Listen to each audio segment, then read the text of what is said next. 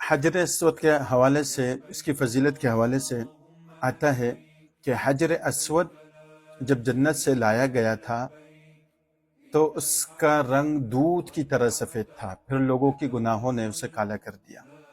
ایک حدیث میں آتا ہے کہ اللہ پاک قیامت والے دن حجر اسود کو حاضر کریں گے، اور حجر اسود تمام ان لوگوں کے لیے سفارش کرے گا جنہوں نے خلوص نیت کے ساتھ، اخلاص کے ساتھ اللہ کی رضا کی خاطر حجر اسود کو بوسہ دیا تھا۔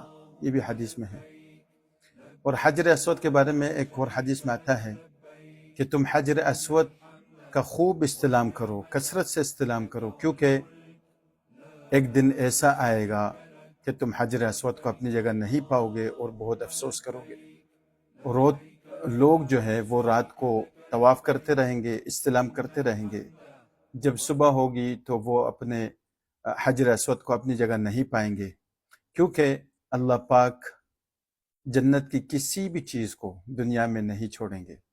جیسے کہ ہم نے پہلے بھی ذکر کیا، جب اللہ پاک کا ارادہ ہوگا کہ اس دنیا کو فنا کر دے، ختم کر دے، جب قیامت قریب آئے گی تو اللہ پاک جنت کی جتنی بھی چیزیں ہیں وہ جنت میں لوٹا دیں گے، جن میں سے حجر اسود بھی ہے۔